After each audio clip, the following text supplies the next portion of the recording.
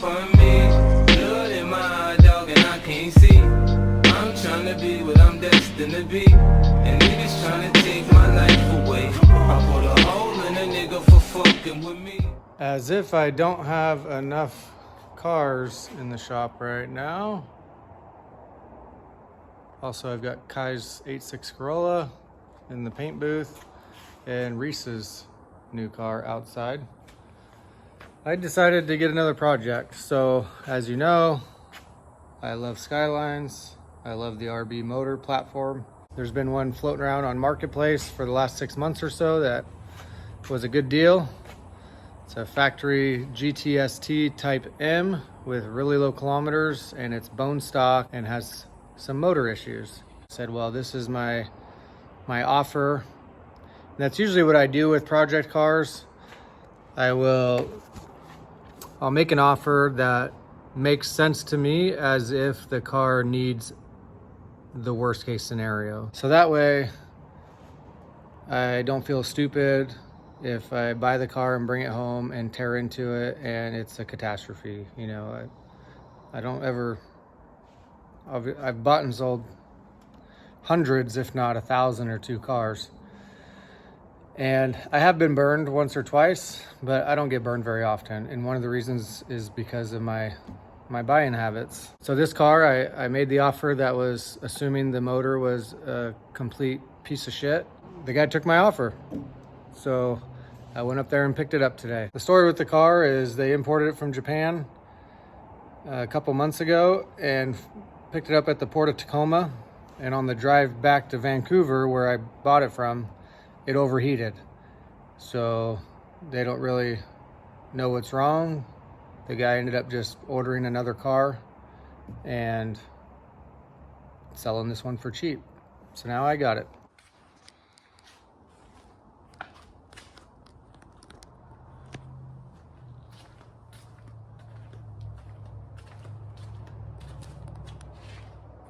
And the coolest thing about it is that it is bone stock and very clean.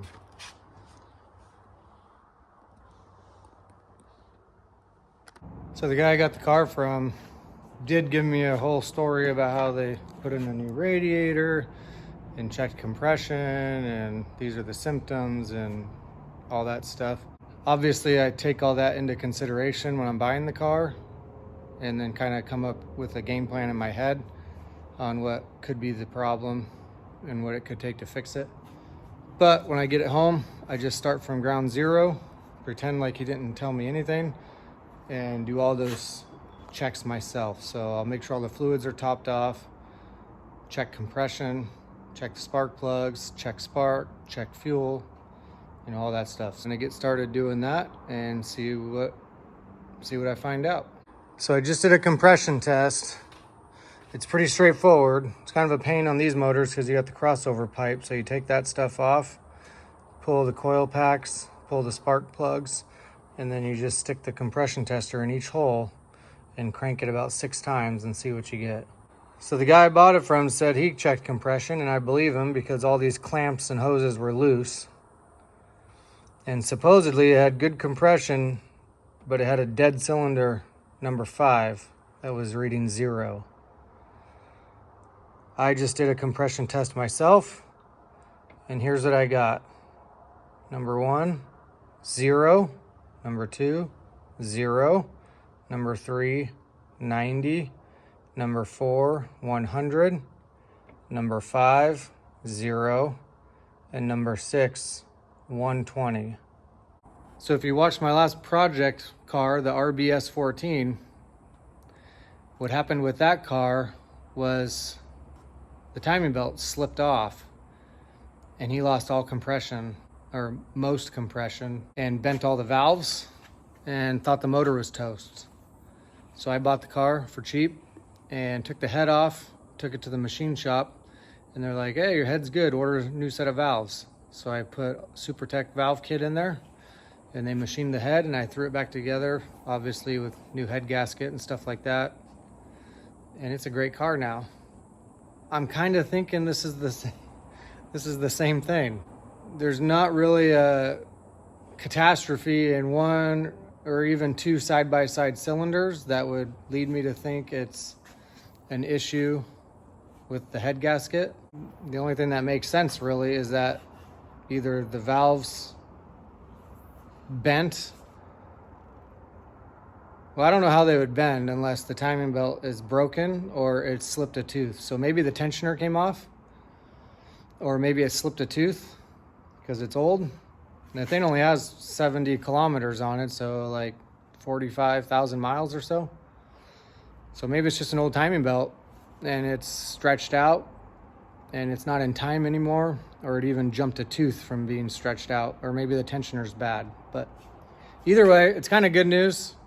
Assuming the head is still salvageable like last time, it's not that big of a deal. Take the head off, take it to the machine shop, order a set of valves, and put it back together with new gaskets, and then cross your fingers, everything else on the car is okay. So that's where I'm at right now. Time to pull off this head.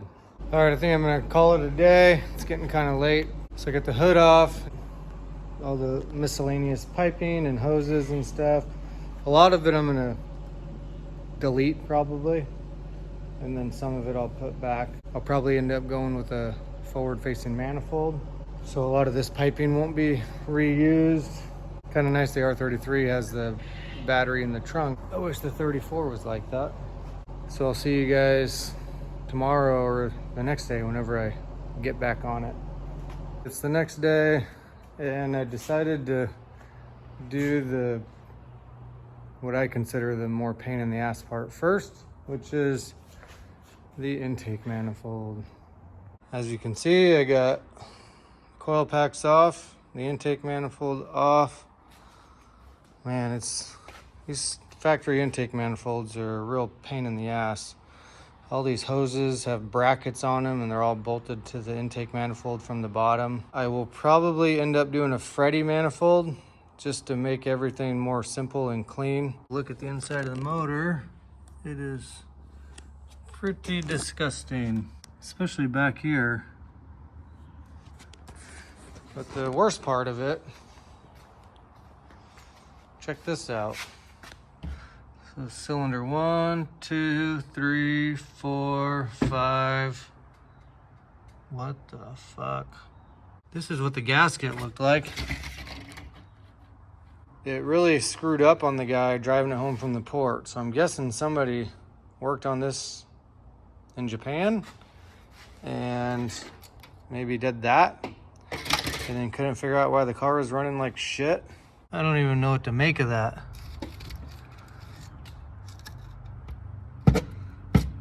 What in the hell? Oh well, head's coming off anyways. So next to do is the exhaust side. And then once I get the exhaust side off, I'll take the front of the motor apart and then the head can come off. As you can see, I got the exhaust manifold off now.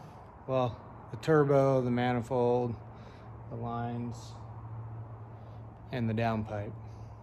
Two of the studs for the exhaust manifold did break off in the head, but not a big deal since the head's going to the machine shop anyways. They can take care of that problem while it's there. Next on the list is the front components and the timing components. So while taking the front accessories and stuff off, I went ahead and checked timing because I was kind of worried with the compression numbers that the timing was off. And if you look, we're about the middle of the teeth there. And when I did set it to the first dot, that dot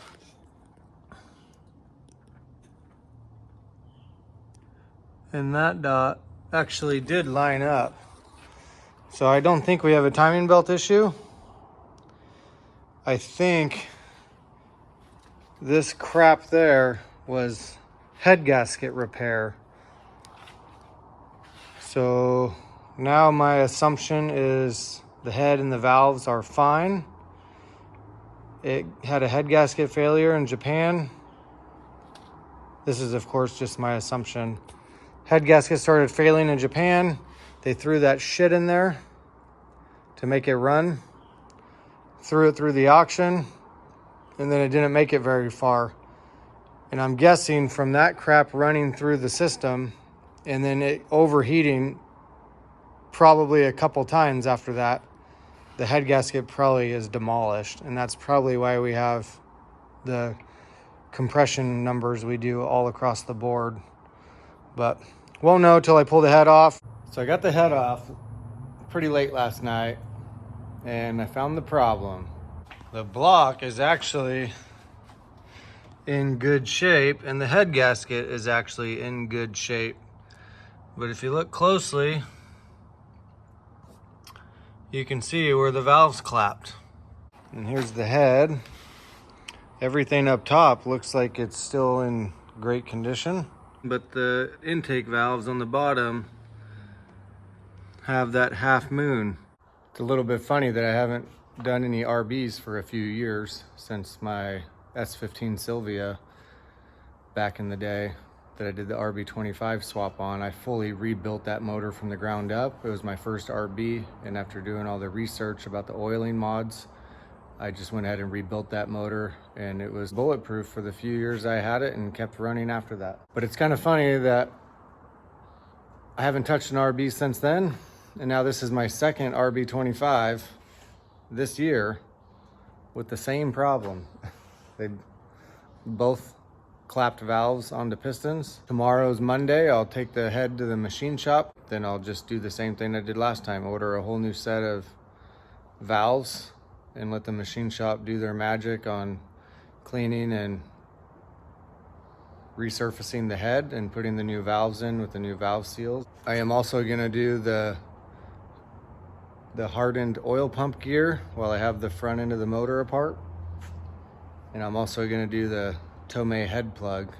It's a restrictor that doesn't allow so much oil to go into the head because the head has a problem draining fast enough so you can starve for oil if there's too much oil in the head. Drag racing guys, because of the G-forces, they'll put a drain in the back and let that just build up in the back of the head and then drain back to the oil pan. But for drifting, you don't necessarily have all those G-forces going to the back for long periods of time. So it's really just an oil pump mod, crank snout mod, and a oil restrictor mod. So that way you just don't put so much into the head. In a perfect scenario, it would be nice to pull the crank out and do the snout extension. You can research that to see what that issue is, but basically the OEM snout in the Series 1 and Series 2 RB25 doesn't contact 100% of the oil pump gear, so at high RPMs it shatters the gear. The Band-Aid to not have to pull the crank out is to put these hardened gears in. They're basically billet gears in the oil pump, so that way even though the crank's not touching it all the way, it doesn't shatter the gear inside the oil pump. So I should be fine with the billet gears and the oil restrictor. And then of course, full exhaust. The turbo seems like it's in great shape still. So I'll probably just reuse the stock turbo, but maybe a better looking exhaust manifold, or just clean up the OEM one and, you know, repaint the heat shields and stuff so it looks a lot nicer. But probably asking why I don't have a shirt on. Well, it is 100 degrees and we have a pool. So like every hour, I just keep jumping in the pool with the kids. And now it's late enough in the afternoon to where it's cooling off. So I'm gonna get back on the R33. It's probably gonna take 2 weeks, probably a week for the valves to show up and then a week for the machine shop to finish it. So I figured I might as well use this time to do the oil pump mod. It may seem kind of silly because I already have the head off, that I don't just pull the whole engine out to do this, but I figured this way doesn't have to be on an engine stand. It's already sitting here and I do have a lift. So I'm gonna attempt to pull the oil pan off while it's in the car so that I can install these Ramex gears. And when you're buying these, you have to know if it's an 81 millimeter gear set or I think a 79. The difference is the N1 pump is a 79 and all the RB OEM pumps should be an 81. It says 26, but it's for all the stock pumps. I'm gonna get started on that right now. Let's see if I can get this pan off enough to get the stock pump out. As you can see, I've got the block supported by the engine upper hoist. So that way I could lift it up off the engine mounts to give me a lot more room to drop the pan. So to do this, you take the dog ear support braces off and then the lower shield slides out, and then you unbolt the oil pan all the way around. And now it's able to expose enough to get the pickup tube disconnected. And once I do that, I can slide the pan out, then I can take the oil pump off. All right, I got the oil pan off. It's a little bit tricky. The pickup tube is right there, and you can't pull the pan out with it bolted up. So you kind of have to push the pan to the side, take those two bolts off, and then pull the pickup tube and the pan out together. And that exposes the bottom of the motor. Obviously, I could have just pulled the oil pump off without pulling the pan all the way out, but in order to clean the surface and to clean the surface of the oil pan nicely and get a good seal on it to put it back in, kind of have to have it completely out and out of the way. Give the rod bearings a nice shakedown to make sure nothing's loose or funky in there, and these ones all seem tight. So time to get the oil pump off and swap in the new gears. Here's the back side of it. So now I have to try to get all these screws off without stripping them because they're usually a pain. And then I can pull the gears out and put those gears in. So here's the oil pump with the backing plate off. You want to be careful because these screws have red Loctite on them from the factory. So it's real easy to strip the heads. But here's the old gears. You can see there's no gap in here, so there's a new design also. And here's the Raymax billet gears. They got this little space right there, supposed to produce better oil flow. Now I'm waiting for the gasket kit to show up so I can spend the next day or so prepping this, prepping the oil pan, and prepping all of this to put it all back together. Well, I got it apart. I figured I'd show you guys the issue. You see that mark? That's how much the factory crank on the Series 1 and Series 2 contacts the oil pump gear. So what it does is it ends up shattering these gears. If you look, you can see there's the snout. There's the snout that goes through the oil pump. There you can see the dry spot where it was actually in the oil pump.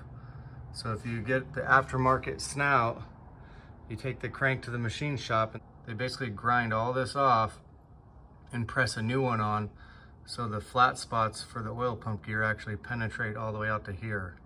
So that's where I'm at now.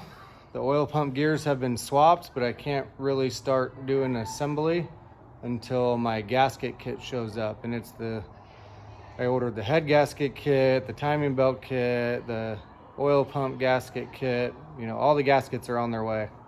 So I think I'm gonna end this video here. These engines are gonna become more popular as the Skylines keep coming to the United States. More people are going to be running into these types of issues and wanting to work on these motors. So hopefully this is going to be a good reference for people to know what to do when they run into these problems.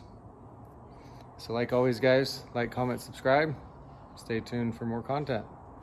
Peace.